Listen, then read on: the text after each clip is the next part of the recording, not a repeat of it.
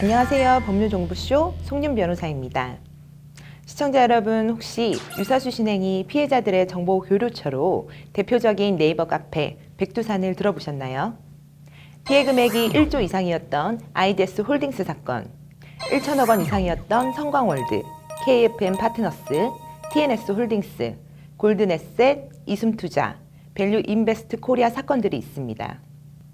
아이데스 홀딩스 사건은 대표인 김모 씨가 FX 마진거래 명목으로 피해자들로부터 투자금을 모집하면서 피해자들에게 홍콩 현지에 설립한 땡땡 계좌에 자금을 출자하면 땡땡이 외환 딜러로부터 FX 마진거래에 필요한 증거금 중 일정 부분을 납입받고 나머지 부분은 피해자들이 출자한 투자금을 딜러에게 대여해줘서 FX 마진거래를 하도록 하고, 딜러가 이 FX 마진거래에 따른 투자 손실로 자신이 납입했던 증거금 부분을 소진하게 되면 거래가 자동적으로 중단돼서 정산이 이루어지는 로스컷 장치가 작동하기 때문에 피해자들의 투자금으로 대여한 증거금의 부분은 딜러의 손실에 영향을 받지 않고 안전하게 보호된다.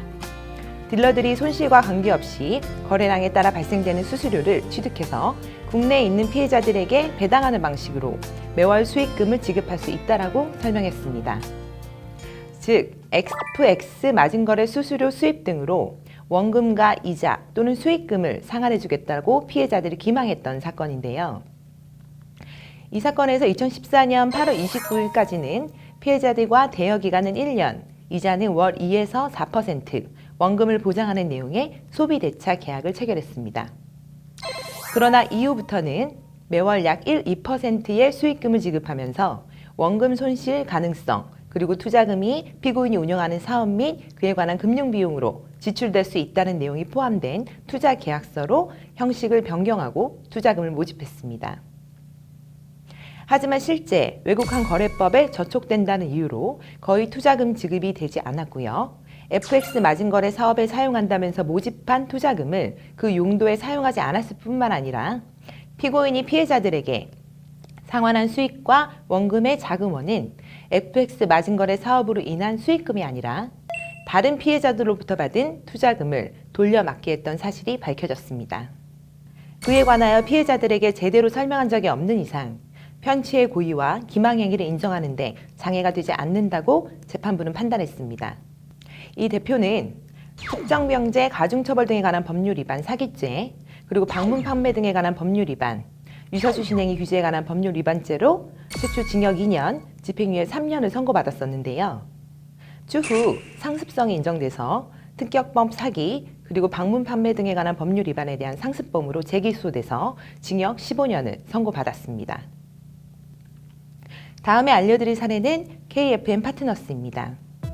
KFM 파트너스의 손모 씨 등은 투자자들에게 NTPI에 200억 원을 투자했는데 NTPI에서 고수익이 창출되고 있다. 그리고 중국 북방 체보 웨딩 뷰티 사업에 투자를 했다. 투자를 하면 고수익이 보장되기 때문에 만기에 원금과 함께 약정한 이자, 즉 수익을 주겠다라고 설명했습니다. 주요 관계자, 대표 임직원들은 결국 형사처벌이 됐는데요. 특정 경제 가중처벌 등에 관한 법률 위반 사기죄, 그리고 유사수신행위 규제에 관한 법률 위반으로 자금을 담당했던 상무 장모 씨는 징역 5년, 대표 손모 씨는 징역 4년, 이모 씨는 징역 6년을 선고받았습니다. 한편 일부 최하위 모집책들은 무죄를 선고받기도 했는데요. 이 모집책들은 KFM 파트너스가 유사수신 행위를 하였다는 것을 전혀 몰랐다. 본인과 가족들도 상당한 금액을 투자했다가 큰 손해를 보았다며 억울했는데요. 원금 보장을 약정한 사실이 없고 단지 상품을 소개하고 수수료를 받은 것에 불과한 점, 공모관계가 성립되지 않는다는 점들을 피력해서 5건 모두 무죄를 받았던 사안입니다. 마지막으로 설명드릴 사건은 성광월드입니다. 대표 최모 씨는 성광월드는 미국 텍사스주의 게임기 생산 및 렌탈을 주 업무로 하는 회사로 2007년 12월부터 2009년 6월까지 이 최 대표가 단독으로 사업을 진행해왔다. 그리고 103대의 게임기를 미국 텍사스주 게임 매장에 두고 수익을 얻어왔다. 이 103대의 게임기를 미국 텍사스주 게임 매장에서 수익을 얻어왔으나 사업 확장을 위해 2009년 7월경 기존 이 103대를 모두 외부에 판매하고 그 판매 대금으로 새로운 게임기를 구매하는 방식으로 시도하며 게임장 설치가 한정적이기 때문에 투자자들을 한정적으로만 모집해서 한정 대수만 판매한다. 2017년 1월까지 서 확정으로 300여 군데 게임장에서 3만 5천여 대의 게임기를 운영하고 있다고 설명했습니다. 또 피해자들을 직접 미국으로 데려가서 텍사스에 있는 게임장에서 기계를 보여주기도 하고 사진을 제시하기도 했죠. 성광홀드는 관리이사, 그리고 본부장, 부장, 과장, 대리, 주임 이렇게 다단계로 직급 체계를 갖추고 있었고요. 주임이 되기 위해서는 게임기를 구매한 지 1년이 경과해야 지원 자격이 주어졌으며 서류 심사 면접을 보고 심사 교육 이수를 하고 필기 시험까지 보게 했습니다.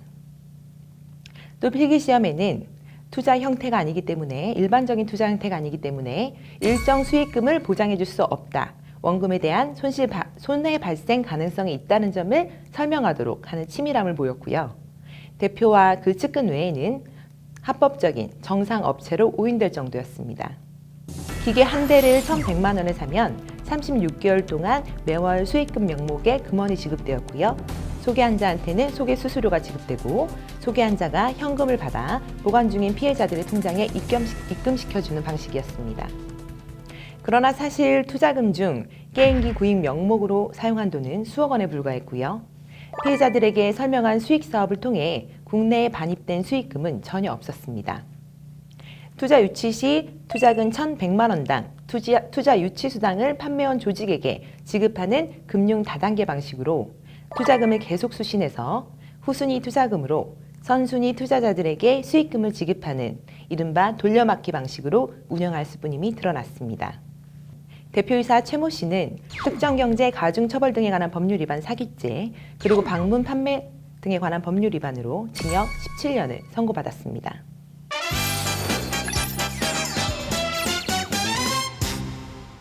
지금까지 유사수신행위에 대한 대표 사례를 소개해드렸는데요. 이번 주제의 키포인트는 첫째, 투자 대상, 투자 계약의 명칭과 형식을 불문하고 원금을 보장하며 고수익을 지급하는 업체는 반드시 금융감독원의 제도권 금융사인지 확인해 보셔야 한다는 겁니다.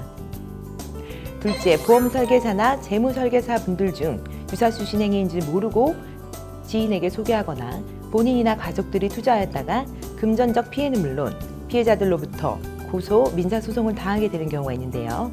반드시 수사에 임하기 전에 전문 형사 변호사와 상담을 받아보시기를 바랍니다. 지금까지 법률정보쇼 송윤 변호사였습니다. 감사합니다.